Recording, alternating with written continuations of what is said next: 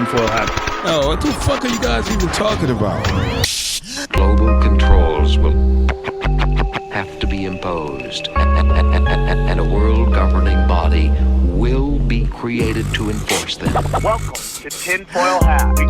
We go deep, homeboy. Aaron, open your mind. Drink from the fountain of knowledge. There's lizard people everywhere. That's some interdimensional shit.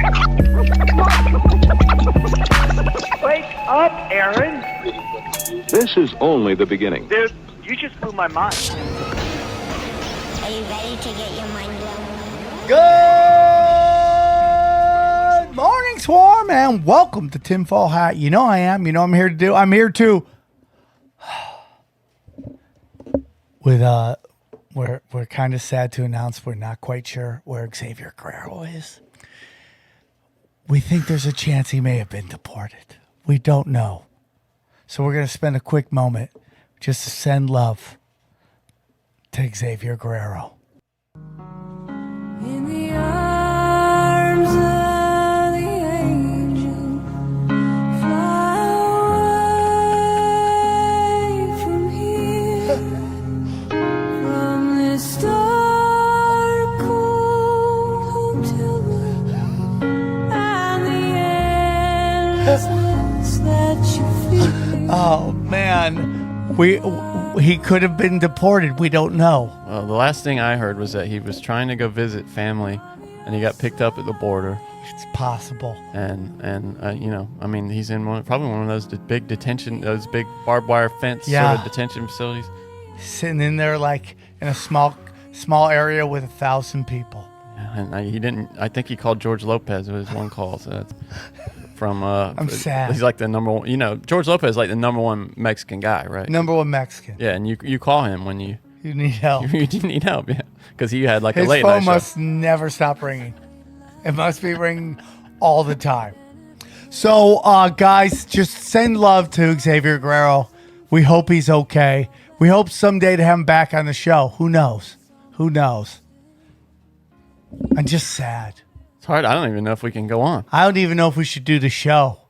Maybe we should just not do the show.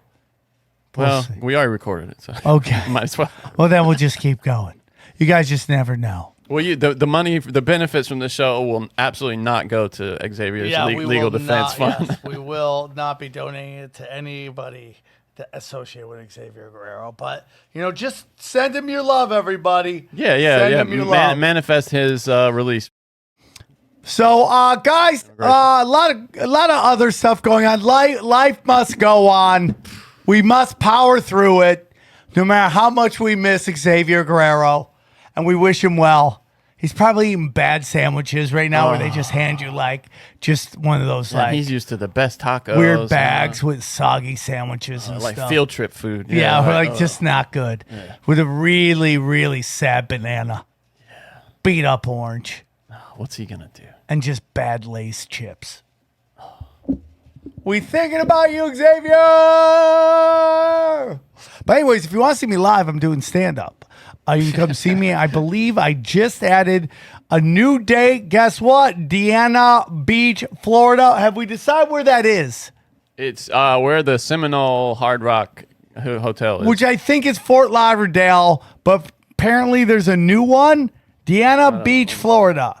I will be there August 25th through the 27th. That's Thursday, August 25th through August 27th. Go check it out. But before that, I forgot. Dania Beach. Yeah. Dania Beach. Dania Wherever Beach. you are, Dania Beach, I will be there. It is south of Fort Lauderdale. Yeah. It is south it's north of Hollywood, south of Fort Lauderdale. It's like all right. You know where it is. Put it in your GPS. Come get weird. Right by the airport.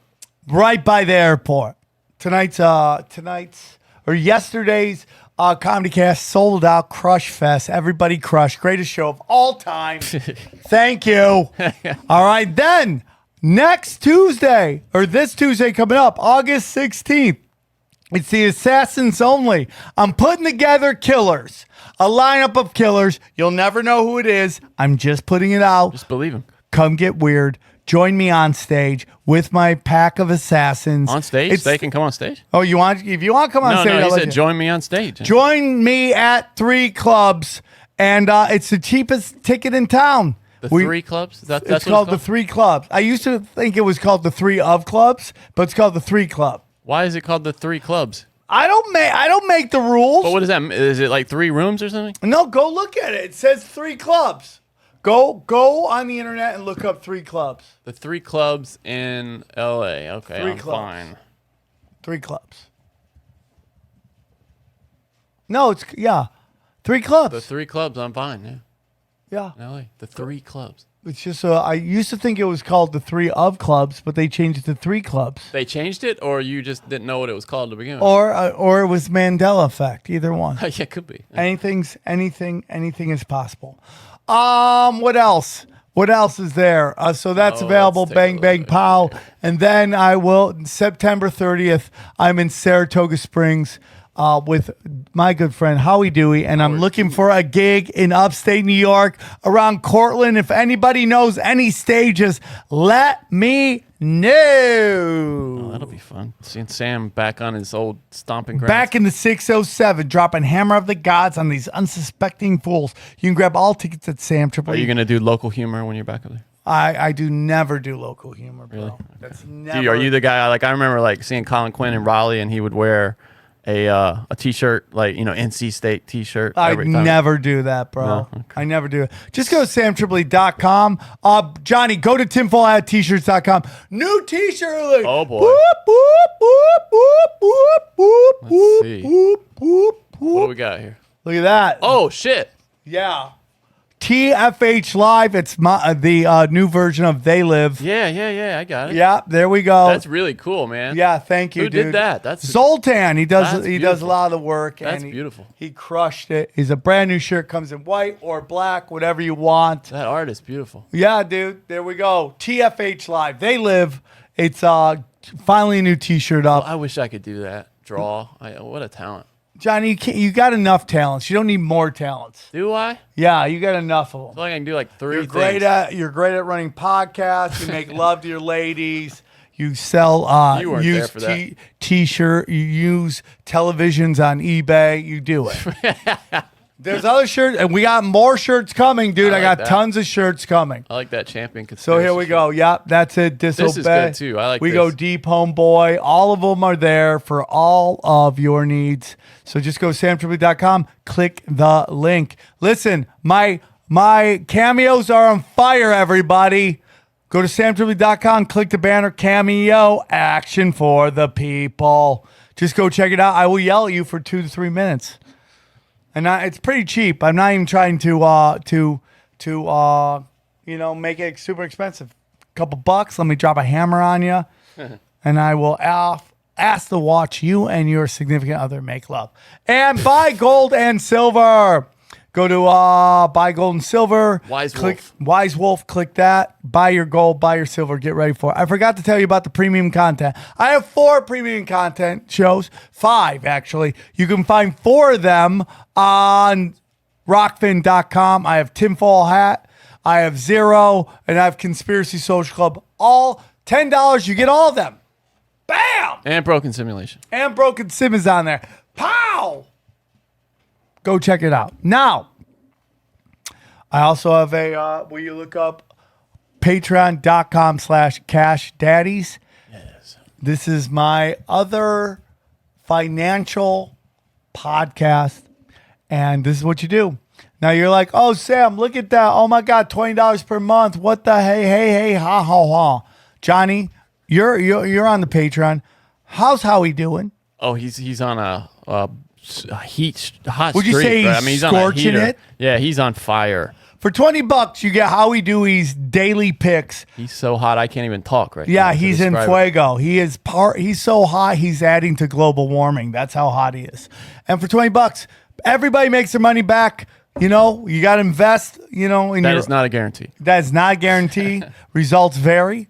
But people have been very, very happy. I tell you what, you do get your money's worth on though with him is you learn things. You get an education in stocks and trading. He's it's great at what he does. worthwhile. For $1,000 a month, Johnny and I will watch you and your significant others make love, and we will give notes. Yeah, and you can save 10% if you pay annually. It says, Yeah. I love how they're pushing. Do you see how they're pushing this? Like they Yeah. Patreon. You might like this. Yeah, you might like that. Making whoopee. Get $100 off, and we'll watch you make love. It says, at this tier, you will get weekly sex advice customized to your relationship. I'll also watch you have sex via FaceTime if you like. And there's a little asterisk here, and it says, Sam may also watch, FYI. I'm in, bro. And you also get Howie's tips. Yeah, you also get Howie's tips with that. If you go to samtripoli.com, you can click the banner for the 2 telegrams I have. That is Tinfoil Hats and my Zero podcast.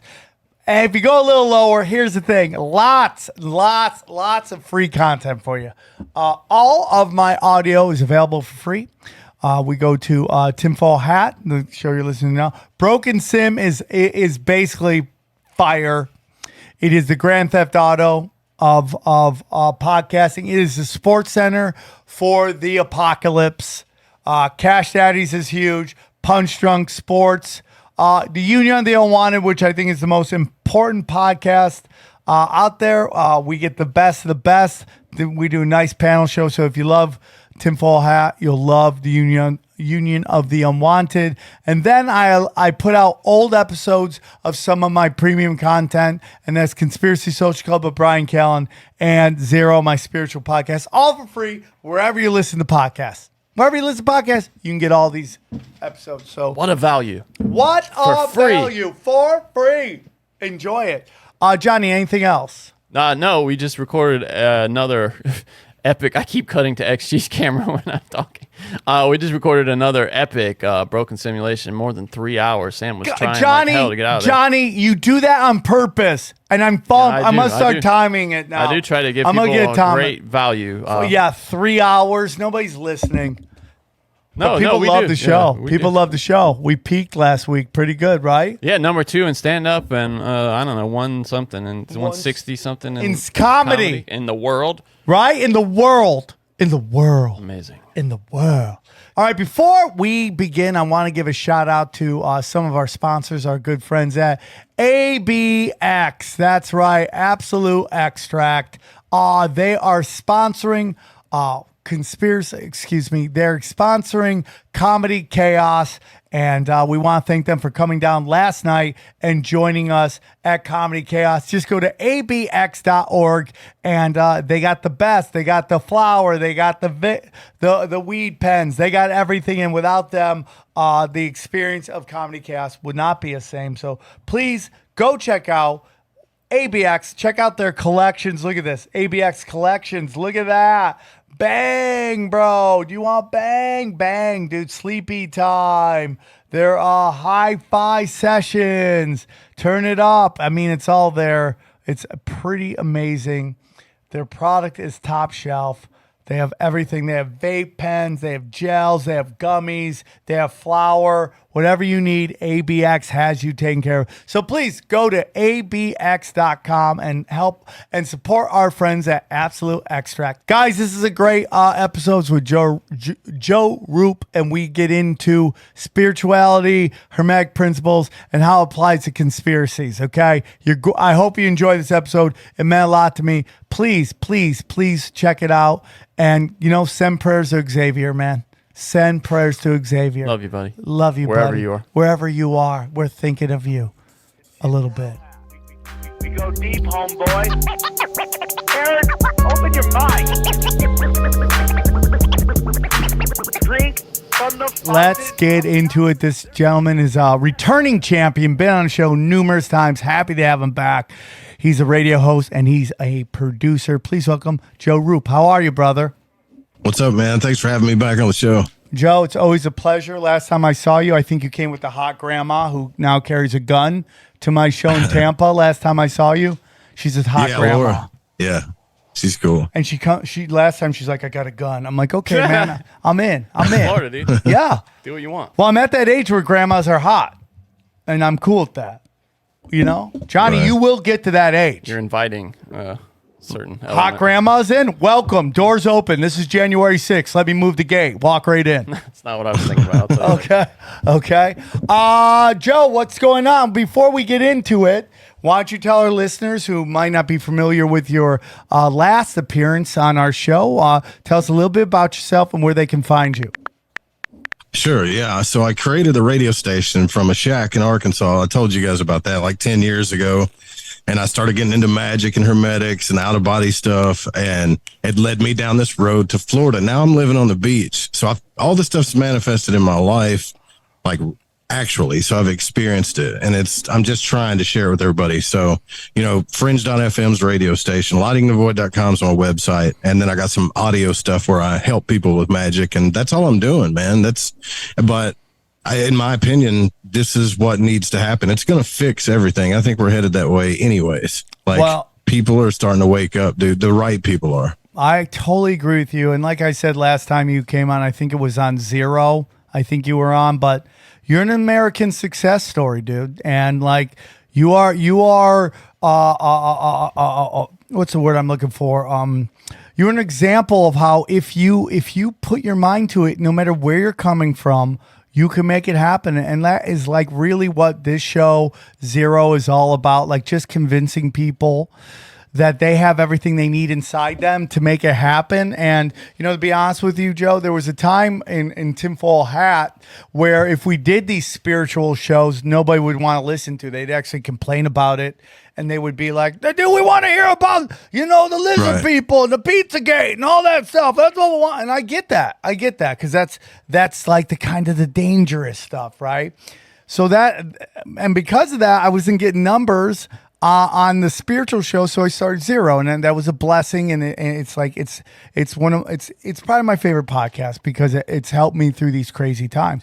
But now, because people have stuck with this show for so long, that they all realize that conspiracy leads to spirituality if it's done right. And now they're really into hearing this because you can hear about all the conspirators conspiring forever. What do you do with that? What do you do with that information? Just live in high anxiety, which is what they want you to do? Or do you start to figure out how you can unplug yourself from this system that is just there to wear you down, heighten your anxiety, and jack your loosh? And this is kind of what I feel we're going to get into a little bit today.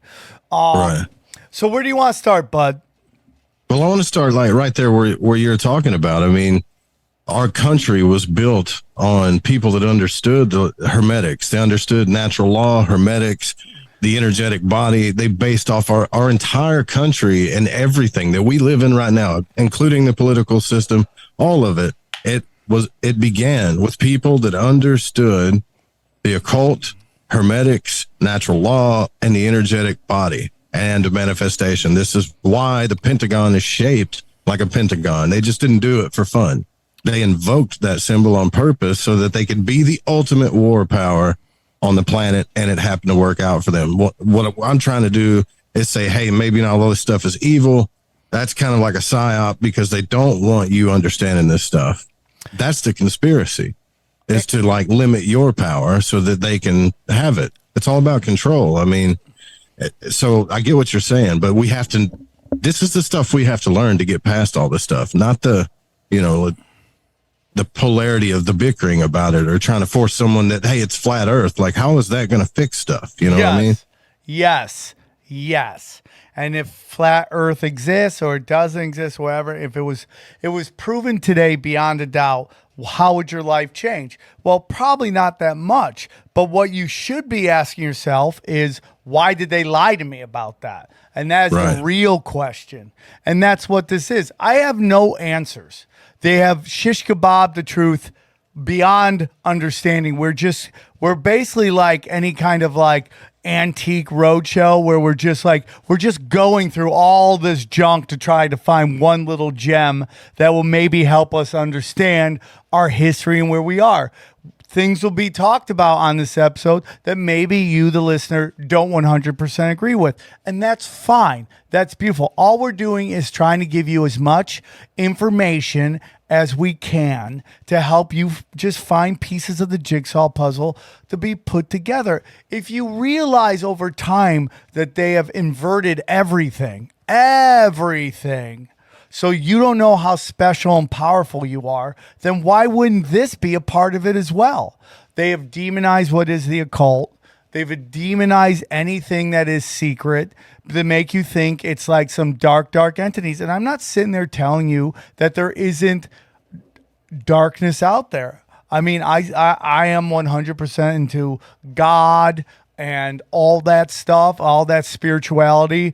I have no desire to, deal in the darkness, but those forces are in fact out there. I believe that's what this realm is. They are entities, middle managers that are caught here in this realm, and they hate us because they're trapped here. And their whole job is to divide, conquer, lower our frequency, heighten our anxiety, and to get us all to fight with each other. And there are things you can do to push back against that aren't going to be taught to you in any of these really well organized religions. Okay, it's just not going to happen, and that's okay. It doesn't mean that they're bad, but sometimes if you can look deeper, there's a better understanding of stuff that's going on, that you can control the energy around you, and that's really what I'm all about right now. So that's the point of this show. Is like you can be a magician. Not a negative one or a dark one or any of that stuff, but a legit magician that can control the energy and stuff and everything around you, manifesting all that stuff. So I'm really excited about this kind of discussion. Yeah. It sounds wooey, don't it? It sounds like a bunch of woo to people. Like, okay, magic, magician. It just sounds wooey and crazy to people. But when you have an experience, like when people talk about the lizard people, it's fun to talk about. It's intellectually stimulating. But if you knew this stuff, you can find out the facts. You can go talk to them. You see what I mean? That's the difference. That's what I'm talking about.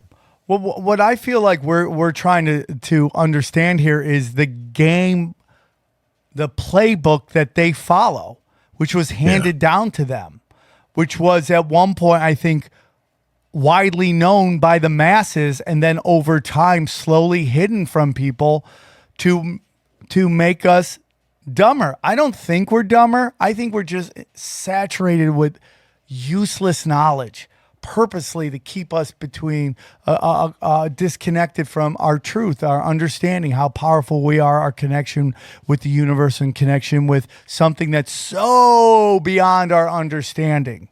Right. I know you want to talk about the Hermetic principles, which are a big part of my spiritual journey. And, it's so funny. I talk to my friends, Joe, and I'm like, you got to read this Kabbalion, dog. You got to read it, man. And I send to them and I never hear from them again, ever. And I don't know if it's too much for them. They always say the Kabbalion finds you when you're supposed to find it. But there's things in there that have changed my life and how. And I can't tell you 100% what our history is, because again, it's been so hidden from us for so long. You don't know, and there's layers and layers, and there's non-linear warfare being done spiritually on us that you don't know. All I can tell you is what feels right. What feels right. And the things that I've learned of the Hermetic principles make me feel like I'm on the right path with them.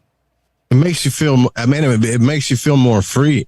I'm talking about the kind of freedom that money can't buy either. I mean, I love money. I mean, stuff will bring you money if you want it. But once you understand this stuff, there's a freedom that you experience that money can't buy, no matter what the world's doing, no matter what your mama's doing to you, no matter what's going on in your life, right? Your girlfriend, there's a freedom to see in consciousness. Like the Hermetic principles, there's tons of discussions on this stuff. It's just how consciousness and nature work. And when you see it, you realize, oh, well, this is what I'm giving my energy to. I'm giving my energy to all the wrong things. And if all is mine, dude, like I was a kid in the 80s, but now we're inundated with stuff. So the first law of Hermetics is all is mind. Back in the 80s, it's like change the channel, go outside, wiggle the antenna. We might get on a phone call every now and then. Somebody might be on the call waiting line. And that's, other than your parents being mad at you in school, that's all you had to worry about. Now our consciousness, and with the internet and all the screens, dude, I got 4 screens around me right now on a phone with all of the stuff that's going into our unconscious every second. We need to know this stuff or we're screwed. I really believe that we need to do this. And I'm talking about like becoming a ghost, just like Swayze in the movie Ghost. It's real, dude. Like if you're not interested in that, then I can't even carry on a conversation with you about anything. How is that not interesting to people? You know, don't you want to be able to do that? I completely agree with it. And it's such a powerful thing to understand, that people are just choosing their own slavery, spiritual slavery. They are choosing to take in energy that is lowering their frequency. They're participating in activities that lower their frequency. And this is coming from a guy who 100% had an addiction to drugs, pornography, sex addiction, and all this stuff that 100% lowered my frequency. And everything is frequency, man. It's like they talk about this in recovery all the time. And I know I've said this before, but I do think it's an important point to make. And that is that, like, you know, in recovery, they call it lower companions. I hate that. I hate that term. I hate it because it's like dehumanizes people. Like, they're not lower companions. They are people that are on your level at that time, and they are struggling like you. They're struggling with drugs, they're struggling with addiction, and you guys are leveling on with each other. That's what they are. They're not lower companions. The people you see on the street, the homeless, they're not lower companions. They're struggling with something that has lowered their frequency that they can't get away from it. When I was doing speed, I mean, I wanted to forget everything else in my life and focus on that because the energy it brought to me was such this thing that just would amplify everything. Like life was a digital, like IMAX with Dolby Digital sound. That's what it felt like. Really? And nothing in the real life could compete with that. Right. And it just, you begin to not care and lose everything because you want to be in this fantasy land. And that's where they are. They can't get out of that. Maybe Garth Brooks had it right. Maybe they're called friends in low places. That's a lot. That's a lot more generous, isn't it? Well, it is. Yeah. But at that time, Johnny, you're on their. Right. That's what I'm saying. But they're in the same place you are. You're in low place. Like you're in a. But that doesn't mean you can't move out of that. I get what you're saying. Right. Like, right. It makes it sound like that's a permanent state. Yeah. You know what I mean? Or they're beneath you. And the reason, and the truth is, they are not. They're not beneath you. All your activities are beneath what you are. Do you understand what I'm saying? Yeah, no, I totally get it. So that's my whole thing on that. Where they are. I still struggle. I'm an addict too, man. I still struggle with it. If I see it, if I've been around it my whole life, if someone breaks out like a line of Coke or something like that or whatever, it's always, there's always going to be that thing in my mind. It's like, yeah, I know what that's like. Yeah. That's good. That would be awesome. Yeah. I understand what comes with that. The fun. Yeah. For some reason, women just love it. And they're like, okay, yeah. Have fun. Let's do it. And you're like, oh, what is it? And it's just this vicious. Nobody snorts Coke because they like, you know what I'm saying? Like, no one's like, oh, dude, let me put this chalk up my nose. But it's everything that comes with cocaine that is why you love cocaine. And it becomes a vicious circle. It was like my career wasn't going well, so I drank. But then I drank, and guess what? My career didn't go well. You know, it's like I have a sex addiction, but I also love Coke. And guess what Coke gets me? Allows me to get into my sex addiction. And guess what my sex addiction does? Makes me want to do more Coke. Vicious circles, vicious circles, vicious. That's also cause and effect. So you're back into Hermetics again. So Hermetics helps you understand even everything, even the drugs, man. Even the drugs, right? And so like the CIA had a secret program. It was the Gateway program with Robert Monroe. And I can't believe that we don't talk. I just can't believe that we don't talk about this. Look, we figured out a way to like sync people's hemispheres and their brain together and have them actually come out of their body and become a ghost and do things in this realm and experience things, time travel, go to places, try to go visit things in the past. I told you last time they went and tried to see the president in this realm. Yes. I mean, we don't need meta. This is real. This is here. It's already here, you know? Well, you know, we've talked about the meta and what they're going to do with meta. Now they're going to be able to false flag traumatize you in the metaverse. And now instead of us seeing like 9/11 on our video screens or on a television and feeling it but from a distance, now we're going to be experiencing it right here, and it'll be trauma in what feels like real time. Well, that's just the first step too. The next step is that Neuralink shit where you can actually feel the emotions and the sensations on your body. I mean, imagine how traumatizing that's a trauma machine. Is what that is. Yep, you're totally right, dude. That's what they want to do. Hey, guys, I want to tell you about one of our longest running sponsors. That's right, Blue Chew. You love them. I love them. We all love them. It is American boners for American men, for American women, or American other men, okay? It doesn't matter. We don't judge here. Just get those rock hard boners going, okay? It's real simple, okay? Blue Chew is a unique online service that delivers the same active ingredients as Viagra and Cialis, but in a chewable tablet at a fraction of the cost. I love chewing that because I can feel the boner coming, bro. You ever take that first chew and then you're like, boom, rock hard, veiny, ready to go to town, right? You could take them anytime, day or night. So you can plan ahead or be ready when the opportunity arises. When it's go time, it's go time. The process is simple. Sign up at bluechew.com, consult with one of their licensed medical providers, and once you're approved, bam! You receive your prescription within a day. The best part, it's all done online. None of these doctor orders, doctor's office visits, no awkward conversations, no waiting in line at the pharmacy. So the hot chick behind you wondering if you need a little help. Nope. You need a little help, that's fine. You don't need a little help. I take Blue Chew anyways because it's double boner action. Okay, double boner. That's right. Blue Chew tablets are made in the USA. USA. Dude, every time I say that, I can hear a hawk flying above. An eagle, bald eagle. All right, prepared. Or a shipped. hawk, whatever. Well, guess what? What if these Blue Chews are shipped by hawks? Okay. I could see it. Yeah, that's how powerful it is. So they're made in the USA, prepared and shipped directly to your door in a discreet package. Not me. I asked them to have fireworks, okay? So everybody knows Mayor of Pound Town's in the house. It's real simple, okay? So if you could use a little extra confidence when it's time to perform, Blue Chew can help.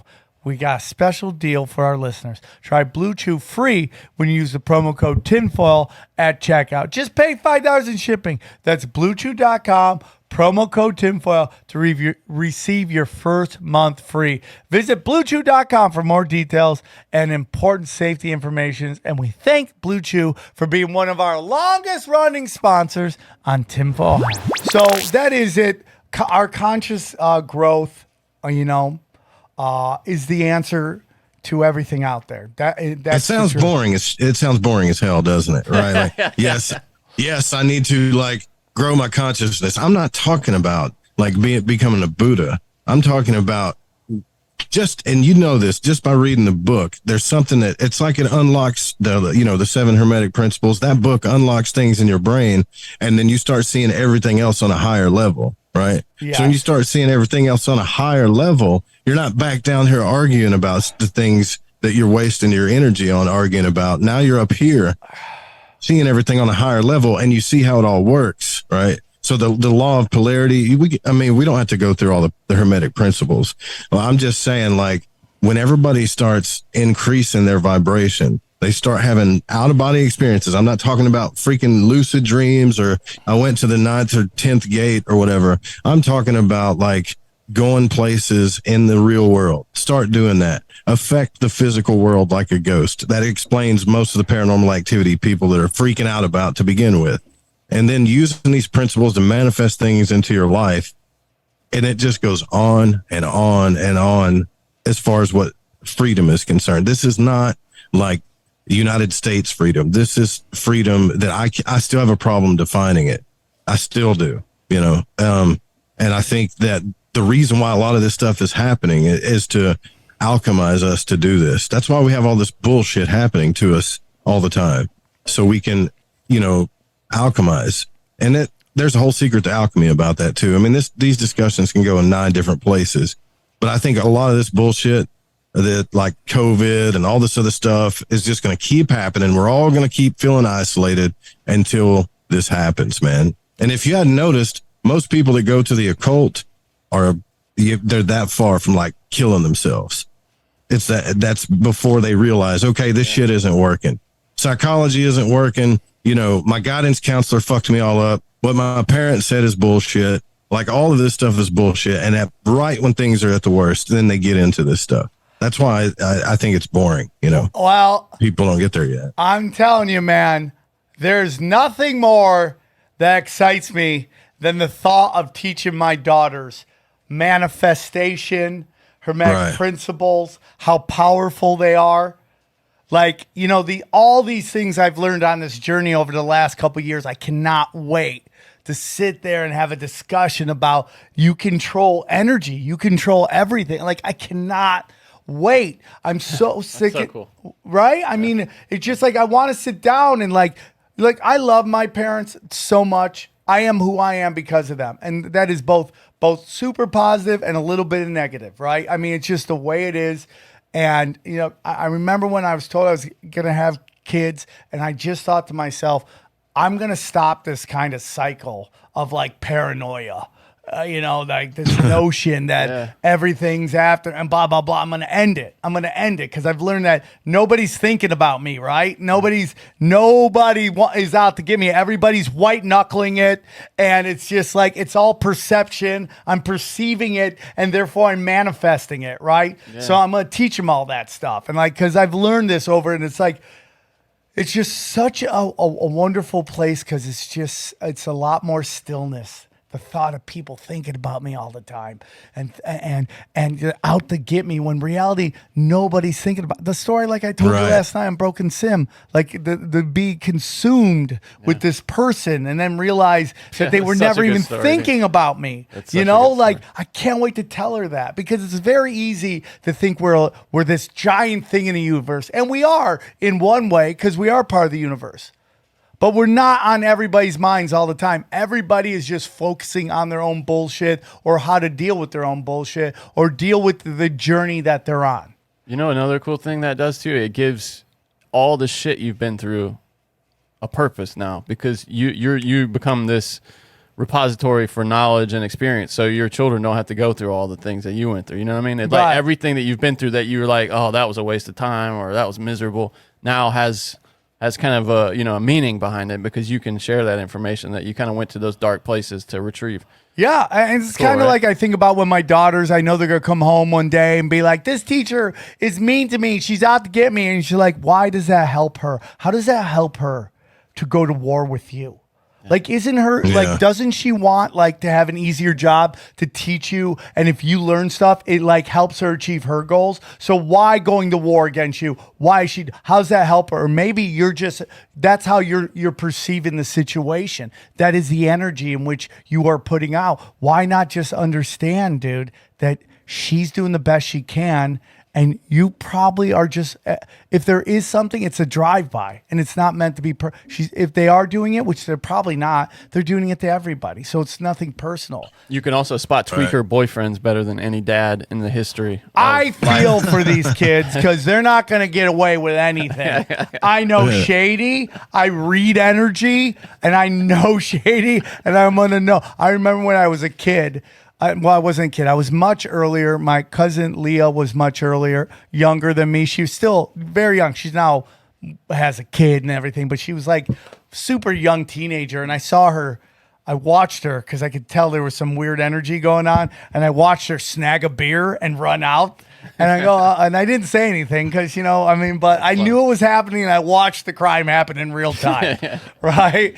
And, that's just kind of where it's going to go. But back to what we're talking about here. I think these are things that you understand, that you can manipulate energy. You can be your own Doctor Strange in your own kind of way. It isn't giant circles in front of you, but there is a manipulation of the energy in which you are consuming and seeing how you see the world. So I want to get into the Hermetic principles, because they're I've read the Kabbalion and it's changed my life. There's so much in it that I just wish people would take a moment, regardless of what your religion is, and just read it and see if it resonates with you in any way. And I don't think this is anything that takes away from what your organized religion beliefs are. No. I think these are things that they're kind of like a booster pack that you can add to what you already believe, in my humble opinion. So let's go into that. Hermetic principles is key. Well, yeah, that's what got me into it, because life had a way of like breaking. Life broke me down to the point where I didn't have any other way to solve my problems but use this stuff. And that's what I was trying to say earlier. I think that happens to people, right? Because you're like, damn, I can't feel like I'm trying this don't work. I tried that don't work. This don't work. That don't work. This don't work. And now, or I'm broke. I don't have any money. I'm not happy. And that's all people want, right? They just want to be happy. They just want to be comfortable, and they want to be genuinely loved. And then why that is so hard, it's crazy. So as I was trying to do everything in life, it broke me down till I had to use these principles, or have what I guess you can call faith. But yeah, so, I mean, everything comes from the mind. We know that. That's the first principle, right? Is mentalism.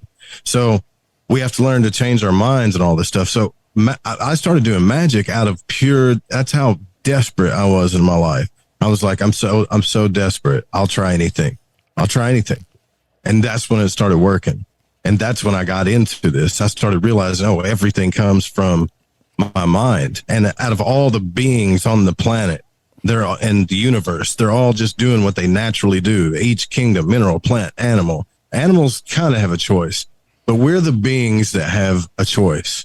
And what that choice what we do ripples powerfully so far out. And I really started to understand this stuff. So, yeah, I think the problem is when we start looking for answers outside of ourselves through people, instead of just seeing how it works in nature and observing that, Yeah, I want to go through some of these principles because they've really. I'm gonna throw them out. You tell me what you think. There's how many of them? 7. 7, yeah. 7 Hermetic principles, and we'll get to them. The first one is the principle of mentalism. What are your thoughts on that? Because I have a lot of thoughts on that.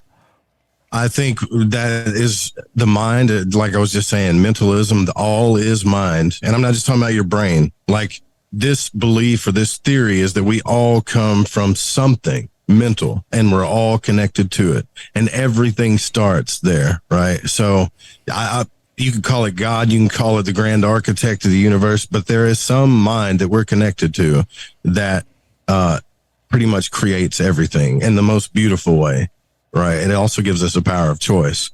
It shapes our reality, and it's the most important one. Your emotions, the ripple effects, the law of gender, everything else, it spawns from that one thought, right? Or that one, spark in the mental realm. This is, I think, one of the most important things I've ever learned. And I talked about this on Rogan. There is no reality, everybody. There's none. It's all mental. Everything is mental. How you perceive something becomes the reality in which you've created for yourself. And that's it. And if you don't think that you can change your life, guess what? You're never going to change your life. It's my theory where, if you don't believe in Bigfoot, you'll never see Bigfoot. Ever. Right. Yeah. Ever. If you don't believe in interdimensional, you'll never see interdimensional. It's all these things. If you cannot be open-minded to the possibilities, you will never be able to achieve all these amazing things, because you just don't think it's possible. And I just had Birch Driver on Zero, and he was talking about retro causality. Retro causality, yeah. Which is a really powerful thing, right? And it's basically like, the idea is like, hey, going, I'm going to win this race. That's not it. It is, I won the race. I won the race already. Yeah. I won the race already. And I can't tell you how many times in my life that I've overthought going on stage, and it crippled me the minute I walked on stage. Instead of being like, Yeah, I had a great set. But you haven't got up? No, but it's a great set. Not being connected to the results because the results aren't even in the equation.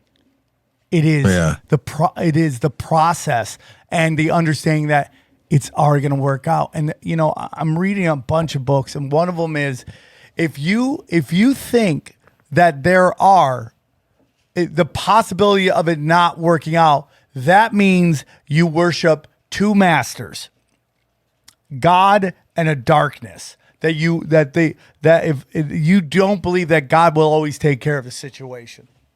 And that to me is very powerful. And go on, sorry. Yeah, dude. I mean, mentalism is the same. It's the same way when people say, "Oh man, like the Jedi mind trick of NLP," right? Magicians understand the law of mentalism. So a magician can say a sentence to you like, "Hi, how are you today?" Talk normal, but they also understand how to implant something into your unconscious. All they got to do is put that seed in there, right? And that seed starts to grow. Just like that, like if you were going to go on stage, somebody walked up to you and shook your hand. You're like, "Hey, break a leg, don't choke," and just kind of walked off. It's a little seed that's in your mind. And even if you're like, "Oh, I'm not going to choke," or whatever, that seed can bury in your unconscious if you let it, if you don't understand that principle, Yeah, a negative thought can foster, a positive thought can foster, right? And fester and grow and become something. And it is like what you look at. You know what I mean? If you're like, "Oh man, life's not going, I'm angry." Hey, do you have a roof over your head? Do you have clothes on your back? Do you have food in your stomach? Are you doing that? Yes. Okay. Well, I hate my job. Well, guess what? There's other jobs out there. You just got to go for it. And don't be afraid to fail.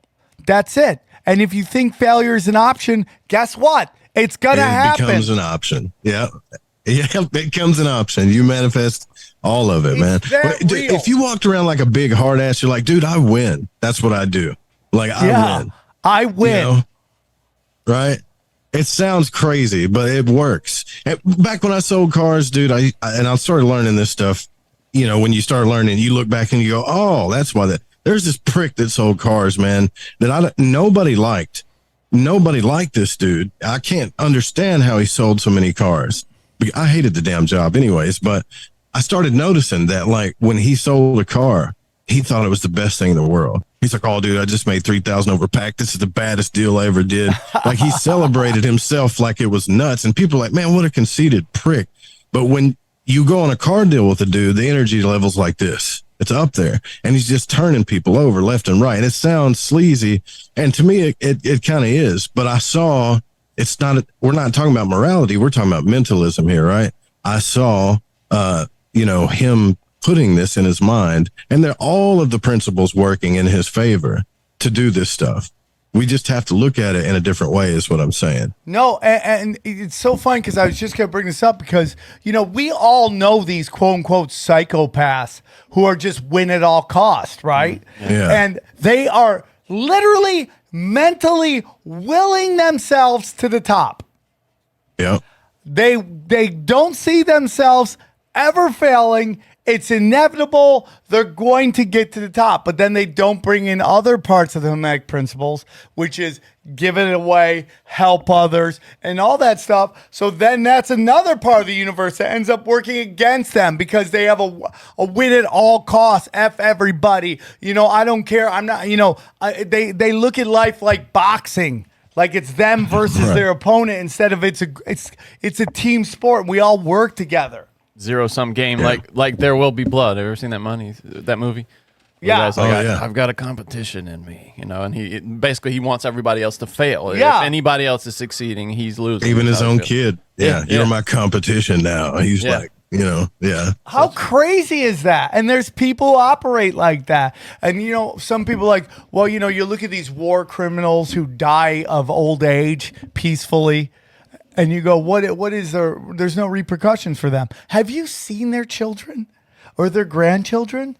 Train wrecks. Oh, really? Train wrecks. Dumb, stupid train wrecks. What do you think that is? That karma? What do you think that is? In my humble opinion, So bro. sins of the father, huh? That's a scary thought. Probably, yeah. That's my opinion, bro. So law of vibration. There you go. I'm telling you, man. That's why I tell everybody, man, write down every day. I work in the numbers of the universe, 3, 6, 9, and I write down 9 things I'm thankful for every day. And sometimes it's the same thing. Hey, man, Dodgers are killing it. Maybe that's one of it. I'm so thankful for that, right?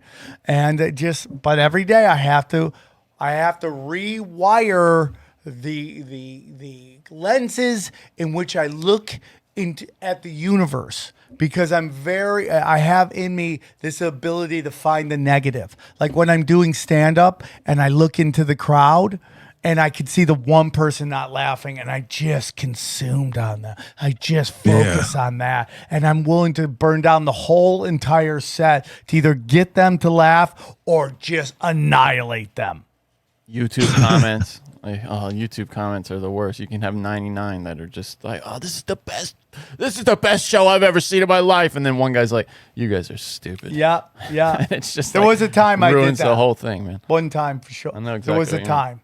I don't do that as much unless certain things are said, and then it's like, okay, you've revoked your ability to participate on my channel. That's what it is. But yeah, man, I 100% believe in that. Okay, what's another one? The next one is the correspondence. Yeah, get into that. That's the biggest magic. Yeah, that's the biggest magical one right there, I would think, is the principle of correspondence. That's something that people, I think, might have a hard time understanding, but once they do, it's really, really powerful, you know. I'm giving you an example of the law of correspondence, the Pentagon being, you know, the building in the shape of a pentagon, but it also corresponds with, you know, the pentacle. It corresponds with on the tree of life or the Kabbalah, which was all of the Western mystery systems are based off of Gabora, which is severity, Mars, war, that power. They use that occult knowledge and built their building in the shape of that, which invoked that. Now it sounds like where does that power come from or whatever? Well, the law of correspondence is simply saying, it corresponds with this. This shape corresponds with that energy, or this corresponds with that, right? And everything fits on the tree. Right? It's perfect. This is the fun stuff to me, is correspondence. Okay, break it down. Give me an example for people so they understand what you're saying. Yeah, so for example, it explains our reality in a fractal way too, right? So it's really closely related to mentalism in this sense. So fractals, when we see like sacred geometry in the universe, we also see it finitely in biology and chemistry. We see the Fibonacci spiral in that sense. We see all these different geometrical shapes in our biology and in very small ways, but it's also massively in the universe. So that's the way we see it physically, but we also use it egregorically. So when someone says, okay, hey, this is what the pentacle means, the star, for thousands and thousands and thousands of years, since the beginning of time, people have looked at it and said, this is what this is. It gives an egregoric energy that we can use to our favor, right? So it doesn't really matter if it's real or not, or if God is real or not, or if the angels of Mars are real or not. What matters is the energy that it corresponds to, because that works through our mental state, the astral realm and all that. So is it that it's kind of confusing too at the same time? It is, but it's more like the energy inside is the energy outside. The energy that you feel inside is the energy you put outside. To me, this gets to more of along the lines of am I wrong on that one? Well, it's as above, so below, as within, so without. So here's an example, right? When you feel crazy, when you're like, God, I feel crazy. My mind, I just feel like there's so much shit in my mind. It's dirty, it's unorganized or whatever. And you can't force yourself to like focus. You go to a psychologist, you take medicine, you're popping pills, you're doing all kinds of stuff to try to get yourself to focus because your mind is just cluttered. Well, what you need to do is use the law of correspondence of clutter. You look outside of your life. Well, fuck, man, my room is cluttered. My fucking place is a mess. Everything is a mess. Maybe my hygiene got to a mess, right? Yes. So you start fixing that, and all of a sudden your mind goes back to being centered. You didn't need the pills. You didn't need all that shit. You needed to fix the mirror, you know? Yes, I get that. It's like Jordan Peterson's whole thing, right? Right. It's Yeah. yes. It's like what's around you is inside you. And if you clean what's Exactly. around you, you'll clean up what's inside you. You clean up what's inside you, you'll clean up what's around There is you. a hunger for that, Exactly. right? To have a like organization or just like I don't know. For me, it manifests in this feeling that I need room to think, and I just need to not have a bunch of shit cluttered around me. But I'm sure it's because of this fundamentally. That's why I have that feeling. Yes. It's this idea to. Because it's inside you. Yeah, exactly. Yeah. You're feeling Yeah, as like above, so below, as within, so without. So if something's screwed, just like he said, if something's screwed up inside you, you just have to figure out, well, what does that relate to outside of me, right? Because I can't do it on the inside of me, and it'll fix itself. And it seems like magic, but it's not. And it's the same way we use symbols in magic. What does that symbol relate to? What does it mean? Well, it means 7 different things, right? Well, I need this symbol for this reason. And you start putting it in your consciousness everywhere, whether in magic ritual or chaos magic or whatever, and then it manifests it outside of you. So it keeps showing you the mirror, but it also shows you like fractals too. It's really fucking cool, man. I love it. So let's say you're a woman, right? And deep down inside, some trauma happened to you when you were young. And this trauma's inside you. This trauma will affect how you interact with men later on in your life, right? Exactly, That's yep. what I'm saying. And what is going on the outside will then again affect you on the inside. Do you understand what I'm saying? So it's like if I'm walking around constantly paranoid in my life because something that happened to me a long time ago, I'm projecting that onto other people. And then that's becoming a reality I live in. That's what I'm starting to feel like this is causality. Correspondent, excuse me. Am I off on that? No, it's the same. It's the same thing, right? And to use it practically, if you want to heal the trauma, and this is where that freedom I was talking to you about is like, well, I still have this on the inside of me. Maybe I should talk to people or date people that aren't that way, even though, genetically or whatever, I'm not attracted to it because of whatever. But if you just do that one hard thing, just that one hard step using these laws, it flips the whole reality, Because wherever you're facing, wherever you're heading has a momentum to it, right? And you kind of have to break that inertia to get headed a different direction. It's interesting, It really right? is, yeah. Right? Just super interesting. Okay, the third one is the principle of vibration. This to me is everything. This to me is everything. And this to me is what will help you to understand how you can vibe with people that you want to in terms of work, love, marriage, just society. Like this is everything to me. And that is the principle of vibration. Everything is vibration. This computer, that television, this table, me, my hat, Johnny's glasses, everything is vibration. What are your thoughts on it? It's 100% true. I mean, scientifically, it's even 100% true. So you can't argue the science on it, but you're right as far as metaphysically is concerned. Again, if we want to change our life, we change our vibrations, just like changing the radio station, right? So 92.5 is depressed, negative victim people, right? And you're like, I don't want to do that. So you change the station to, let's say, 100.3. Well, these are this is the I'm abundant, creative, getting things done, positive, or just say positive station. When you stay on that station, that's all you're going to get, the things that are in that channel. So even when you start metaphysically and magically and you start walking down the road and you're on that energy, you'll reject the other stuff. And the other people, it's crazy. I'm telling you, it's crazy. The other people will just feel it. That guy that's positive and on the same level, he might even look you in the eye and say, hey, how you doing today? Good. And the depressed dude that hates his dad or whatever, walking by wanting to kill himself, you might not even notice him. Your consciousness won't even pick it up because you're on different levels all the time. You attract your similar vibrations. So if there's a group of people, like let's say you want to get promoted at work and there's a certain group of people at the top, you can figure out how to vibrate on their level. And it gets into like, so like in stand up or in entertainment, there'll be people who blow up and you're like, I don't get it. What's going on? Why? Because they vibrate with the people who make the decisions on who gets access to the television shows, the movies. That's who they vibrate with. I used to say this all the time. There was a time in the early 2000s where you couldn't tell the difference between the performers and the industry. They looked exactly alike. They were vibrating with each other, right? funny. It's a famous quote by I think it was fuck, what was it, dude? Someone was talking to David Lee Roth.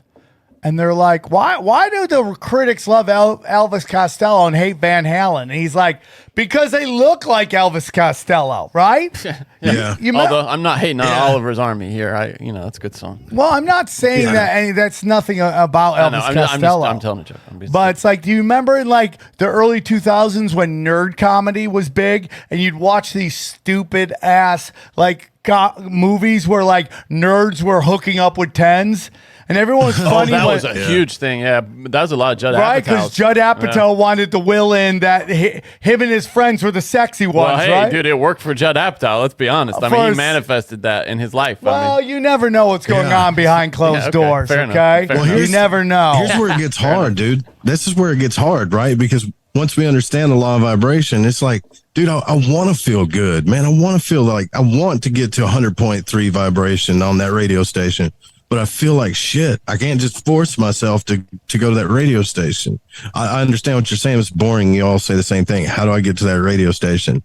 You go back up the ladder of hermetics. This is where the magic is. What's above vibration? Correspondence and mentalism. You have to plant the seed of the radio station or the frequency. Yes. And then you can magically use the symbols and correspondences of that vibration, put them in the mirror outside of you, and all of a sudden, your unconscious shifts and it raises your vibration. I know this sounds like woo-woo shit, but I'm telling you, I've been applying this stuff to my life and it's changed my life. Yeah. I've been applying this stuff and it works, man. It works, and it just sounds like woo-woo stuff, but I think they do that on purpose. I think the secret was made to make everyone look at this stuff as it was like stupid. Man, I just started thinking about checks and checks start showing up. And you're like, and you go, that's the dumbest thing I've ever heard in my life. And you're like, because what's the old saying? Faith without works is dead. That's not the old saying. That's in the dead. Bible. It doesn't work. Right? That's the Bible. It's dead. That's the truth. Yeah. So all these principles that just go, I just want to be blah, blah, blah. No, you got to work on it. But this stuff happens. You want to rub elbows with successful people. You have to vibrate with them. And I've seen it before. Now, someone like me, I'm like, I can go back and forth. I'm like Blade, right? I'm like a day walker. I can go vibe with these super hot, and I love to go and hang out, like walking around Hollywood Boulevard and just watching the weirdos. Like, I love that. But I also can go into where these extreme, like I remember one time I was out with Joe Rogan back when I used to tour with him, and I sat next to the owners of the UFC, which were how do you pronounce their name? I can't remember. Yeah, they're like the billionaire brothers. Yeah. I want to say fajitas, but that's a Mexican dish, not two brothers. But and I sat next to them. Fertitta. And I sat next to them and I felt their vibrations. And I'm like, these guys vibrate on another level. It's like whenever you go to San Diego, you'll do La Jolla and these like super rich people come. They want to slum with the comics and hang out. They vibrate different.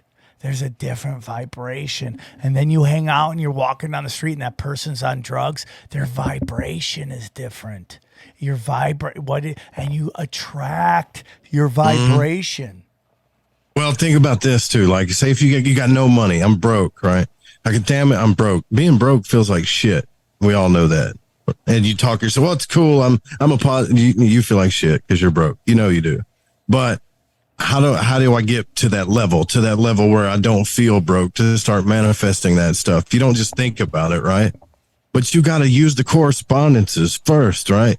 Put on the Hawaiian shirt, put on the gold chain, go buy, if you only got $20, just try this once. Go buy a premium drink at a high dollar bar. It's crazy to some people. Well, now I'll only have $6. Well, you're in the wrong frequency thinking like that, right? Just change the correspondences in your life and just even get in that atmosphere and get around that vibration with the correspondences, and it goes right back to mentalism, and then it resets, and then it comes down and manifests, you know?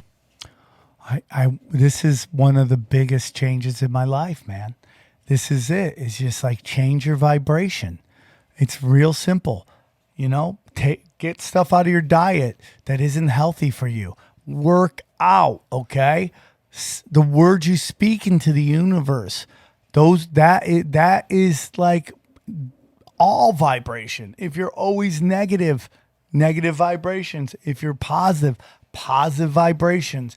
You know, it's like sometimes, man, you ever had friends from high school and you hadn't seen them forever, and you come back and it's just not the same because your vibrations have changed. Maybe you've gone on to do great things. Maybe they've gone on to do great things. Maybe they've learned a lot about life. Maybe you've learned a lot about life. If there's people you aspire to be like, change your vibration. When you raise your vibrations up, you meet a different vibration of people, and those people have access to things you've always wanted. And that's not like in a weird, devious kind of dark way. Can you name some practical steps, though, to do that, to raise your vibration? Is it positivity? Yes. What is it? I mean, journaling? Dude, positivity. You ever had a time where you meet with someone and you have coffee with, and right out the gate they're bitching about everything? Yeah. Oh, yeah. Yeah. That is vibration. And you're gonna pick up on that vibration too. If you stay there long enough, you're gonna pick up on that vibration. And it's going to affect lower you. your vibrations. Yeah.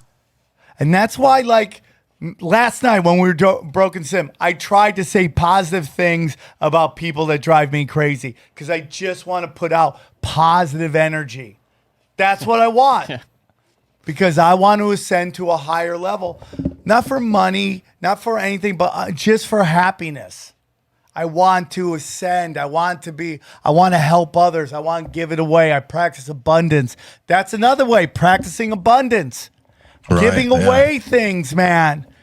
Hey, man. And people are worried about this too. They're like, okay, well, if I'm positive and I go, does that mean I got to be a selfish bastard and I can't help people that are hurt?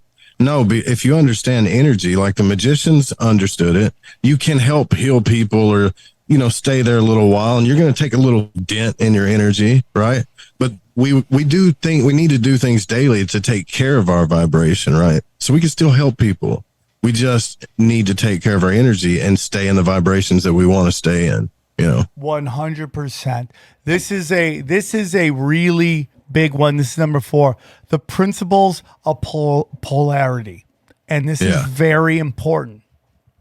This is this comes down to almost every single issue we have in this country right now, in my humble opinion. Because let's say we look at Trump, we look at Hillary. How can two people look at these people completely different? How can one person be like, oh, Trump is great. He wants a freeze. Trump is the worst thing that ever happened to us. Why can they do that? Because guess what? That's in everybody. There's polarity in all of us. And this gets down to what I think is a big problem in our pharmaceutical companies, in our mental health industry, is this notion that somehow you can get rid of this darkness inside you. What are your thoughts on that?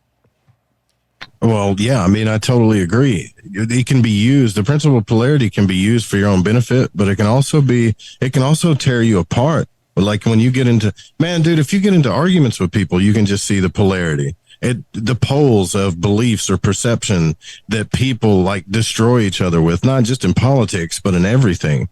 But we need polarity for relativity. We need male, female, fat, skinny, rich, poor. We need all this stuff so we can have life, but we don't need to like demonize everything. We just need to see it for what it is, because the reality lies somewhere in the middle always. And if you're conscious of that, you can solve problems easier. You can become a better people person.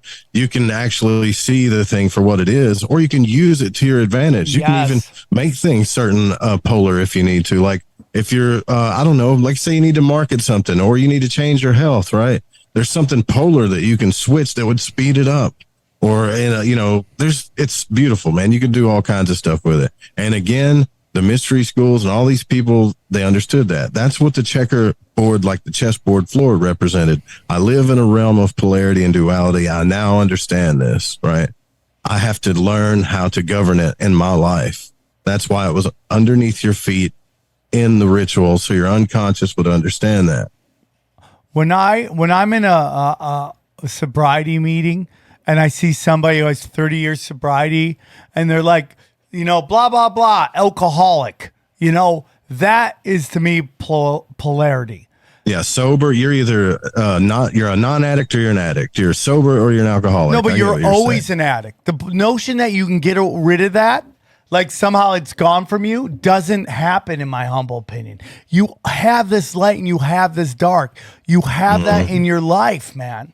Right? And you don't get, and the true masters use that darkness to propel their light. See, I think that's an important point you're making because there's, I think, a way to take what you said earlier the wrong way, the thing where you say, like, what was it called? The retroactive sort of manifestation? Retrocausality. Retrocausality. There's a way to look at that as almost like denial. Yeah. But you're saying you have to own, like, the facts of your being. Yes. And then work within those. Well, right? it gets back to, like, what I said earlier is, like, to sit there and go, hey, you man, can't say, I "I'm can, not I an can addict," fail. right? Yeah, if I'm going to fail. Like, let's just say, I don't want to put that into the universe, but let's just say you say that, right? Me, no, go, do good, right? That is saying that there's two masters, right? Yeah. But what I mean is, like, you can't go around saying, I'm not an addict. Like, that's not something that... No, it's inside me. But as retro-causality, that doesn't work. I'm not an addict. That's like denying fundamental... But elements. Retrocausality is going, I'm sober. I'm going to be sober. Right, yeah. Not even I'm going to be sober. I am sober. Like, and I live in a understanding sober existence. Yes, that's what that is. I just think some people hear that stuff we talked the retrocausality thing and think you're talking about denying, you know, facts of your life. No. I'm just saying it's important that you brought that up. So when you go, I crushed that set, but you haven't even gone up because what you're saying is that God is going to take care of you. Yeah, but you can't do that and not have put in the work to become fun. Again, you know faith without works is dead. We're polar beings. That's what we don't understand. It's a good thing and it's a bad thing. Even I was telling you about hemisync. We have two hemispheres of our brain, all this stuff. We're polar. We have choice. There's godlike power in your choice. Because everything else in nature doesn't really have a choice. It's just doing what it's designed to do. Cool. Even animals on a level, we have a choice in the side of these poles. And that choice is so powerful. Cause and effect, everything we do has so much power. And we think, oh, it's just choice. It's just choice. It's powerful in this universe. Think about what else in the universe has a choice besides a human being. Yes. Always. Yes. You know? Yes. Nothing. And the great masters use their darkness to inspire their light, to make them better people, you know, to be like, I know I'm an addict. I have to work harder to be sober. I have to do everything I can to be sober, which is reaching out to others, helping others, you know, getting on my knees and praying every day and you know, connecting with God, connecting with the universe. These are things I never did before.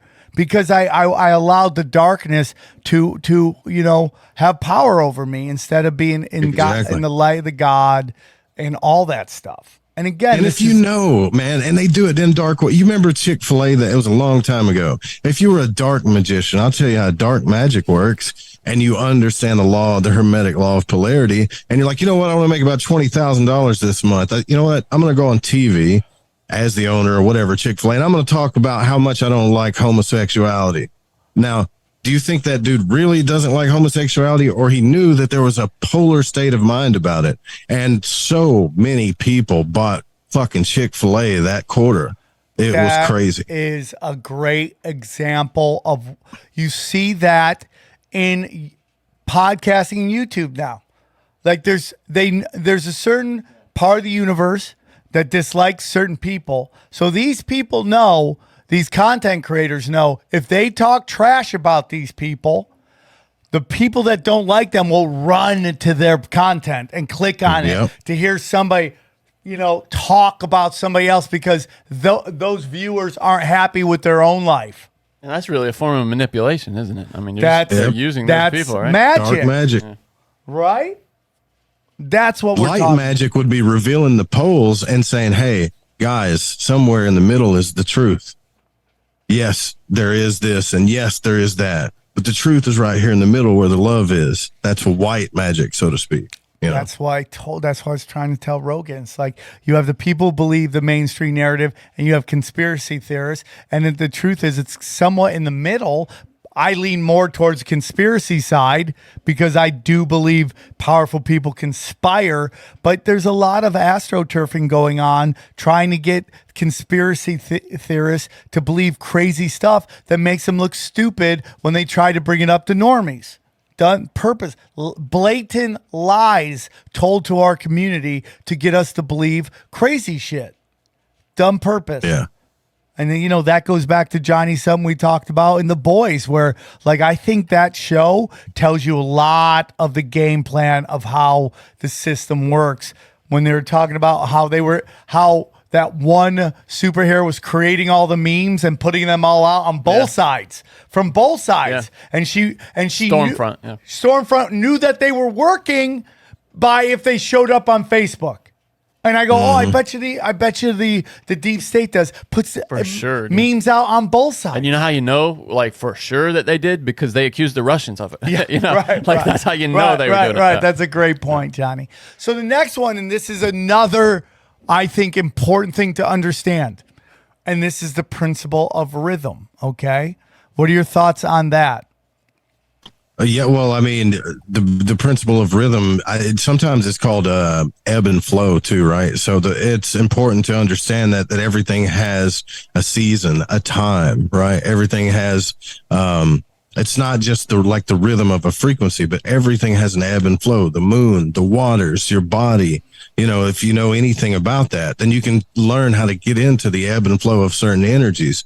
This is what astrology was all about, right? And people say astrology is bullshit, but they weren't trying to prove the energies of the planet scientifically. They just simply wrote down records of what happened when planets and stars and stuff were at certain alignments and realized there was an ebb and flow and cycles of all this stuff that was creating our reality. So once we see how things rhythmically ebb and flow, and this is why a lot of magicians get into moon cycles and stuff like that, but you don't even have to do that. You can just understand that everything has a rhythm and a season for it to survive and for things to keep moving. And once you consciously see that, it's kind of like when people say, man, just go with the flow. Exactly. It helps you to get into the river more instead of fighting the energy so much or swimming against the current, This to me is what describes the realm we live in. I believe this is a realm of karma and we're here to learn something. And dude, nobody's life goes just like this. It just doesn't. It does not. This is life. This is life. It goes up, it goes down, and the true masters realize this when it's going down and they can deal with it so to help it go back up quicker again. You will never have a life of just nothing but happiness, blue skies, sunshine all the time. It is not the realm we live in. This is up and down, up and down. You will go up and there will be a time you go down, and how you deal with it going down is everything. Okay? And this is what I always tell you. And this is what we learned from Van Gogh. The universe warns you and then it shows you, okay? And how you deal with that determines whether you go back up again. When you go down, do you get lost in it? Do you have a little pity party? Are you sad? Are you doing drugs? Are you getting lost? Guess what? You're going to have a long bottom. The masters, I'm going down. What do I got to change about my life? Bang. What do I got to deal with in my life? Pow. That's how it goes. Yeah. And I mean, and there's natural rhythms too that we live in, right? I mean, Women are going to have a cycle every certain amount of days. The moon's going to do this every 28 days. The sun's going to come up the next day. There's going to be seasons. There's going to be sports seasons, and there's going to be a time to do this.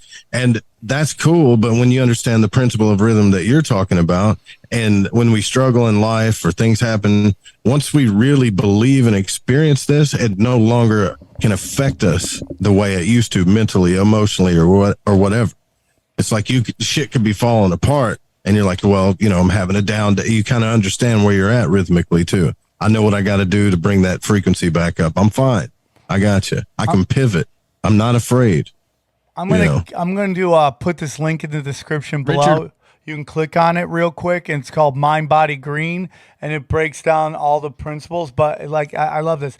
Know this: nothing lasts forever. Things are ever changing. Okay, you get deeper into working with the law, you'll be able to work with it on your own emotional states to avoid dramatic pendulum swings of feelings. That's it. The masters know this. They know this happens. They don't freak out when this is happening. So I always say this in all my sobriety meetings. I say this, man, you will become the first responder to your own problems. When the shit's starting to get crazy, you will run to them, not from them. You will deal with them instead of running away from them and letting them just grow and stack up and become Godzilla going through Tokyo.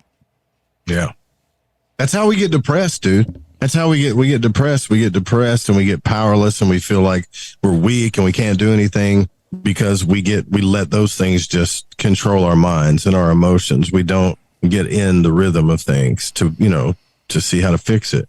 It's just, these laws are scientific and in nature too. You can see this stuff in nature physically, all the stuff we're talking about, but the metaphysical stuff and the choice that we have inside the polarity is what gives us our power. It's not about, shooting fireballs at our ass. That's not what magic is. It's about getting in tune with the laws of nature to increase your vibration, to get more free and more authentically you, which is where your real power is. I completely and utterly agree with that. Okay, number 6 is the principle of cause and effect. And this is something that I don't think is basically never taught in our modern pop culture. That every action has a reaction. And this to me is why I think they took the Hermetic principles, hardened them, and called them the laws of physics, and took out all the magic out of it. So it was just straight science, nothing magical. Everything is just really just data and all that stuff. This is it. Okay, and this is again from mindbodygreen.com. Every cause has its effect. Every effect has its cause. Every happening according to law. Chance is but a name for law not recognized. There are many planes of causation, but nothing escapes the law. The energy. That's so true, man. That's a great statement. That's awesome, man. I'm telling you, the Kabbalian's killing is like. You got to read it, man. I sent it to people. I never hear back from them. I'm like, it is the best. Imagine if you were like this is one thing I think about with Neuralink and stuff too. A computer. Just think about this. What if you took a supercomputer like Neuralink or whatever, and you took those 7 principles and said, this is the law. This is the computer law, right? And you said, I want to manifest $1 million, a car, love, whatever it is you want to manifest. That computer would go in and say, well, I know the law of cause and effect. I know what I need to do to ripple that out, right? We can do the same thing. We just need to understand the law or retrocausality. You think about the solution or how it actually is, and you live in the reality of the ripple. Well, how would that ripple be to get there? And you get inside that ripple all the way back to its point of origin. And that's how it manifests. It's really cool. No, I think this is everything. I think if you think you can act in a vacuum, that your actions, your belief, the energy you put out doesn't have doesn't affect others, you're crazy. You're crazy. We teach this all the time, man. All the time, that people think they can act and do whatever they want and there's going to be no effect. And that's just not the universe. And this gets into, to me, What is the game? What is the game of life? Play the game. Everything is a game. This interview between me and Joe, this is a game. And Johnny, of course, you know, who knows where XG is right now? He could be back in Mexico. We don't know. Okay, we don't know. Thoughts and prayers. XG is on the right side of immigration. Yeah. I'm doing reverse. I like that. I like that. You're manifesting that. XG is a legal resident. XG is a legal resident. Yeah, you're manifesting that. I'm working right? But everything that our pop culture tells you is like, you can act in a vacuum and you should never worry about the effects of your actions. Okay? Yeah. I mean, think about why. This is why there's so many young people on the internet that are becoming like millionaires. You should look the statistics up, by the way, on this with cause and effect. Like, these kids are getting into like NFTs, cryptocurrency, drop shipping stores. There's this new thing that comes out and they're making money hand over fist. While us old school people, we still have the belief that, you know, I got to work a job 9 to 5. It's really hard to do this or that. But all you got to do is get into the cause of why this stuff happens or what the ripple effect is going to be. And it's like a video game. Like, that's why the young people are doing this so much better. They're starting to see, man, a lot of this stuff is a game. It's all a game. Powerful. Everything is a game. It's just a game. It's a game. Everything in life is a game. When you start to look at it as what is the game? Or in another way, it's called what is the law? What is the law? What is the law of our interaction right now, Joe? What is the law of me and Johnny working together? What are the rules? What are the laws? That's the game. Cause and effect. When I play the game right, the effect is we have fun, we have a better podcast. We're happy to work with each other. We vibrate better with our listeners. That's the game. That's the law. You do not change the game. You figure out how to beat the game. Yeah, how to and dominate it also keeps you from reacting. Like, law of cause and effect, right? It keeps you from, you know how when you plan something, you're really looking forward to it, and it doesn't happen. You're like, man, I'm so pissed. That makes me really depressed. Why? Why does it have that much power over you, right? Why are you reacting to it? Why are you trapped in this like back and forth thing of happiness and depression and whatever? I mean, it gives you freedom to understand how things got to where they were and how to get things to where you need them to go, you know? I think this thing is everything, and you can just act like, you know, that you are. It goes down to was the game, right? When I got busted buying drugs off a hooker, right? Am I being oppressed? No. What I am is I didn't play the game right, and I got busted not playing the game. And this is something people can lose it on if you want, or you can understand, right? We live in a haunted house, okay? And there are parts of this place that's a little more haunted than others. And the game is played a little different there than it is in different places. And if you get busted breaking the law, you're not playing the game. And the smart ones play the game. Well, Sam, some things are illegal that shouldn't be. 100%. But that is the game of where you are at that moment, and the game changes. And you guys can sit there and complain about this all the time, but sometimes there's different rules for different people, different rules for different fools. And you could sit there and push back against that all you want, or you could understand what is the game and rise above the game so you vibrate on a higher level and you vibrate with better people, or not better people, but higher vibration people. Do you understand that? That's the universe, man. Yeah, I try to tell my son this too, right? Because I got my son back when he was younger. He would complain to me about school and stuff. Well, I don't understand why I got to do this, and why the hell they make us stand in a line, and why are we doing that? He wanted to rebel against everything that was happening, right?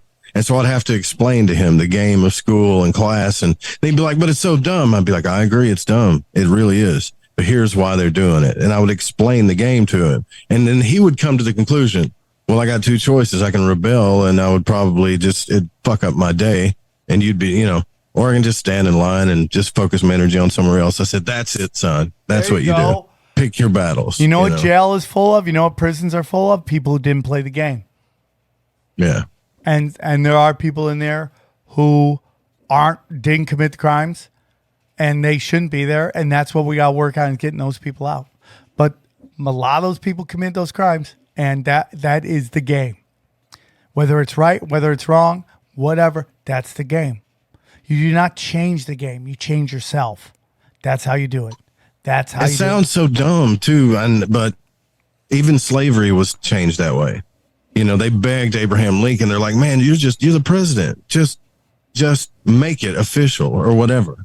You know, and he's like, I won't do that, but I will do everything in my power while I'm the president to change the game and the laws about this, right? Because he knew changing the game wouldn't cause the chaos. Changing the game, the actual game, would have a better effect than the chaos of just doing what they were asking him to do. So, you know, well, it's like, dude, you know, you can go like, oh man, we march on this, we march on that, we change it. You didn't change nothing. What happened was people looked inside themselves, realized that they didn't agree with what was going on, and they changed themselves. And then that spread, causality, vibration, and that's how change happens, right? You can march all you want till you're blue in the face. But the truth is, the best way to change the reality is to change yourself. That's the game. And then finally is the seventh principle, is the principle of gender. And this is the war that's going on right now. Absolutely. Oh, yeah. Yes, gender, man. Gender, 1,000 genders, genders. No, dude. There's 2 genders, and everybody has both male, masculine and feminine inside them. They do. And over time, we've allowed to be more and more open-minded, especially as men, to the feminine side of ourselves. Everybody has it in. What are your thoughts on it? I think this is where this is the secret that they kept secret for a long time. And then when it finally came out, it got really screwed up by Crowley and a lot of other people. But when you look in nature, you'll start to see that this whole thing is living inside one big orgasm of these polarities coming together. That's what life is. And in nature, in a fractal way, there's masculine and feminine in everything. And when those two forces come together, the 2-in-1 mystery that all the scriptures talk about, when those two forces come together, they create love and babies and everything, and like the best stuff in the world. It's not only natural, but it's the highest creative force. And it is definitely inside of us, right? And so the way the magicians understood this, they're like, I'm going to use this law, is they use symbols, which is logical and masculine and all that stuff, together with the romance of the play of the ritual, right? And if you ever heard any of these guys doing rituals or saw it, you'll see, and you combine the two to make the little magic ritual, bringing these two forces together. And if you watch the movie, The Fifth Element, it's the same thing, man. It's, you know, you got the 4 elements, and it shows Corbin Dallas and Lilu Dallas, which represents the masculine and feminine, and it comes together and brings that ultimate weapon, you know. So this is the biggest secret that's been kept hidden from us, and still is in a way, you know. Yep.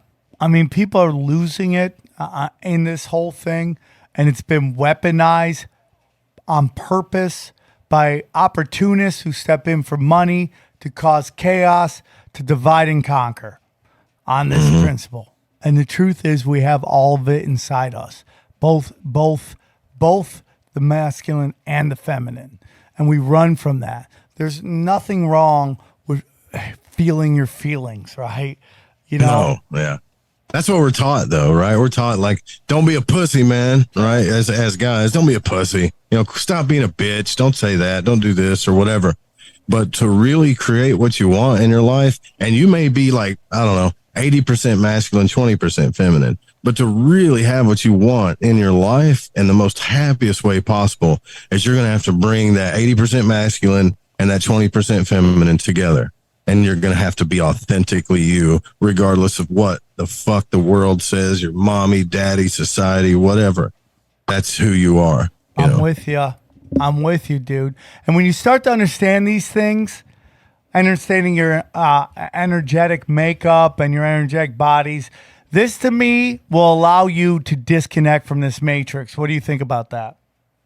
That's exactly. I mean, I don't know how to say it any other way. And I'm not just talking about mentally. I'm talking about energetically. This is why when you understand these things and you practice them, I bet you $1 to a dime you're going to start like, what the hell happened the other night? I swear to God, I was standing there watching myself sleep.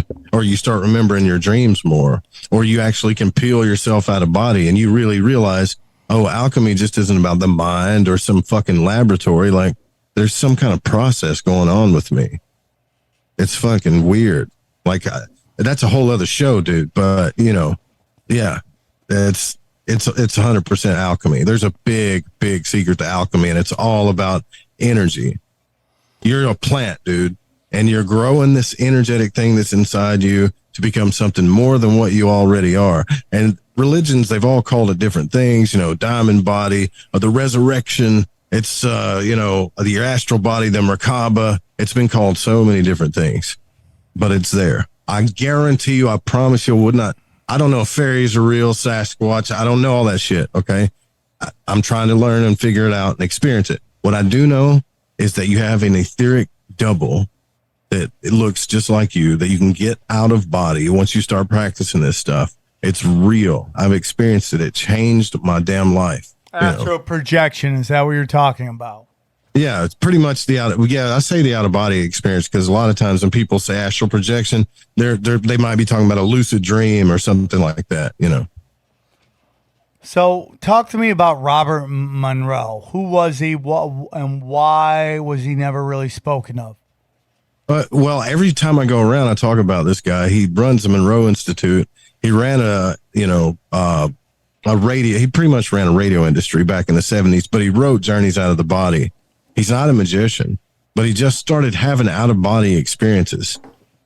It's the first experience this dude had was he felt like he would wake up in the middle of the night and he would, imagine this, feel like some man is breathing on the back of your neck and you can feel the stubble and all this other shit.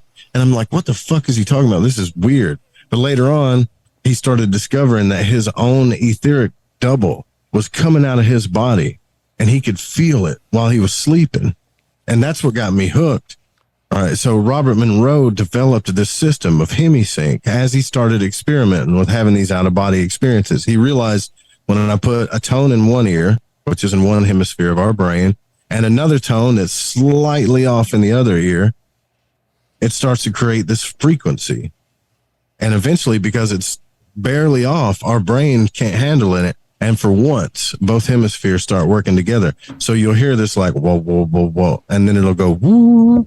And once it becomes a solid sound, the 2-in-1 mystery, those two hemispheres come together, your body starts vibrating like a fucking battery. You can feel the vibrations and you can slip out.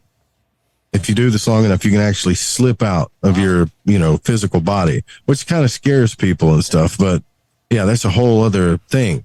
But Robert Monroe was one of the first big people to discover this. And the CIA was so convinced about what he was doing, they brought him in to do the Gateway Project. And he was in charge of this whole thing.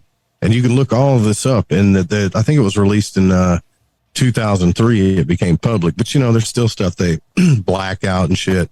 But they did this experiment, Can people actually get out of body? Can they astral project to other places? And we can get into conspiracy of this, but they know it's real. And I think they're doing it. I think they've been doing it for a long, long time. And I'm not just talking about, the physical realm. They can access your dream world. They can do all kinds of stuff. There is definitely a group of people doing that stuff because of the Gateway Project.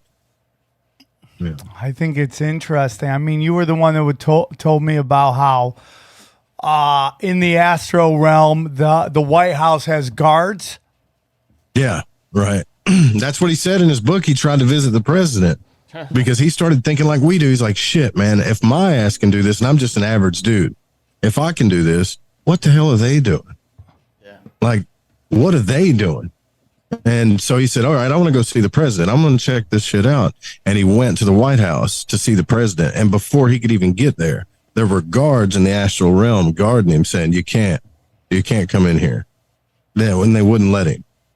You got to read this. You guys, you got to read this book and you'll see that there's shit going on in this realm. What's the name of the book one more time? What's the name of the book? It's just Journeys Out of the Body. Yeah. So you've astro projected, right? We've talked about this before. Tell me a little bit about it. Well, I started listening to his stuff and I didn't believe it. I thought it was bullshit. So I would take off work at lunch, like at lunchtime. I was always late too, because I would go to the park and put on the headphones and listen to his exercises or to the story. And I did it one night, I did I forget the name of the thing, but you wake up at 3:00 in the morning and you lay back down and you feel the vibrations in your body. You feel like you're a battery. And I slowly set up and I'm like, shit, man, it didn't work. That's how real it was. Like whatever you're seeing right now, that's how real it was, because I wasn't convinced anything happened until I turned around and I saw myself sleeping, just laying there, just mouth wide open. And I'm like, holy shit, I did it. And my life changed after that. I started doing other more astral projection exercises and stuff like that. I ran into like blobby figures that actually shoved me back in my body. I still don't know why to this day they do that. I've came out of body and was totally blind, but could feel the stuff on my desk. Like it gets fucking trippy, dude. It really does. Johnny, I would love for you to ask her. I would love to learn. Yeah, I'd love to learn how to do that. Dude, that's something I've read about that for my whole life. I mean, I remember reading about that in college and being fascinated with it. What was the guy's name? I'd love to hear what you think about Edgar Casey. Is he a charlatan? What's his deal? I don't know. I mean, Edgar Casey, I don't think he's a charlatan. I think he just, what we believe in our hearts, and this is another thing that people that don't have a vested interest in religion or the ideas of religion, and they just want to know the truth, these guys like Robert Monroe, William Buellman would run into like places like heaven or congregations of church heavens, or people thinking that they're the devil and they're going to burn in hell. So I'm saying that to say this: Edgar Casey did have gifts, definitely. Like he had gifts that people were using this guy like a freaking rag doll, like he was nothing because his gifts were so good.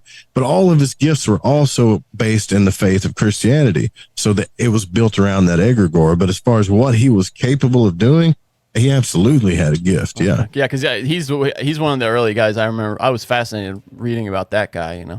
And people started using him for like racetrack money, stock market shit. He just wanted to heal people, and they would drain his energy, and his wife would have to get him away from everybody to heal his energy back again. Edgar Casey is the guy's name. Cayce, I think is how you spell it. We should do an episode on that. Oh, it would be a fascinating episode. Yeah, surprised we haven't done one yet. Yeah, you definitely should, because this guy could see, and he would literally lay down and go into people's body and find illnesses that, doctors couldn't find or whatever. And he would speak where he was going inside their body and find this stuff. He could also see into the future what would happen, and that shit would happen. It was nuts. Damn. Unreal. I want that power, bro. You can't have it. I want to heal. What would that be? Another podcast? Sam Tripoli's Healing Hour? Oh, I'd love that, dude, where you just come on and I heal you by touching you. Getting weird. I'm in, dude. I'm in. I love all this stuff. To me, this is a big reason why I started Zero. There was a time I wouldn't do this show on this episode on Tinfoil Hat because I didn't think people would appreciate it or want to hear it. And I don't think that time is now. I think people really need to understand this. And that's why I tell you, man, if you're going to just listen to Tinfoil Hat and not listen to a show like Zero, and it doesn't have to be my spiritual podcast. You can listen to any spiritual podcast, but you have to understand what is going on. And they are attacking you spiritually. And when you start to understand all this stuff, you can really unplug from it, and it doesn't affect you that much. Like the other day, Dana was just like, oh my God, did you hear they got a new virus out of China? I'm like, oh, really? Another one? Really? And you just start to see the games that they're playing. And I have conversations. I have friends of mine's wife. I'll watch them on Twitter, Instagram, and they're just feeling everything going on in the world. And it is lowering their vibration so much. And it's just like, I just got to be like, what are you going to do? What are you going to do? You're giving them your energy. You're paying attention to something that's happening on your screen, and you're allowing it to eat you up. And I'm not saying these things are happening or that they aren't going to lead to something bad. But if you're just going to just sit here in this low vibrational shit, it's destroying you before anything even gets to you, before the bomb is dropped or the virus is spread or any of that stuff, or the economy crashes or the zombies come. You're already done. And if this sounds like a stretch to you, it's not. Here's a very literal way for you to think about it. I worked, in newspapers, and people loved clicking on crime and horror, just the worst thing. They click on it. And so we gave them more of that. Yeah. And so you're bringing it into the world by giving it your attention. If this is like a woo-woo stretch for you, then here's a very real way that's happening. Your clicks empower people, and they're gonna make more, of this dark shit if that's what you give your attention to. It's like women with murder entertainment. That's it. Totally. They just love it. Yeah. They're the same people who go to a comedy club, get so hurt by a joke, cry to the manager, and then run home to listen to the latest My Favorite Murder. What's your line? I love that. Yeah. Murdering someone is the number one way of hurting feelings. And people don't realize. Well, yeah. Right? Yeah. Think about all the stuff you could answer too by knowing this stuff. If you really worked yourself energetically up to the point where you could, I don't know, get out of body. Think about all the conspiratorial stuff that you could answer for yourself. I mean, it's cool to debate and talk about it, but if you really want to know the truth and you learned how to do this stuff, you could actually go to these places or get yourself in a state of getting there, or see the future, or do retrocausality, or go to fucking Mars and see if there's a base on it or whatever. You don't need to make sure be affected by other people's influence when it comes to that. You should be able to have a conscious debate about it, but there's a way of finding out some of this stuff is what I'm saying. We're not trapped inside this place that we're never going to know the answers to some of these things. We can definitely find out the answers to some of these things. Yeah. Just understand that, man. It's all spiritual, your energy, your vibration, all that stuff. It's all there, man. If you just go through it, everything is mental, man. Everything is mental, okay? Everything has cause and effect, vibrations, polarity. You'll never get rid of that darkness. That's why when you see Mia Khalifa, is that her name? Yeah. She's like, I don't want to talk about my porn. That's in you. You can't just act like it didn't happen. It was literally cause and effect, light and dark. That's what it's all about. Well, then there's some people too that use the cause and effect that make a porn so they'll be more famous. Yeah. All I got to do is make a porn with a celebrity, and everybody's gonna know who I am. And is that the energy you want? Watch what you wish for. Well, yeah, it's just kind of wish for dirty fame. There's so many kids just growing up that they don't say, I want to be a baseball player, or I want to, be a great musician.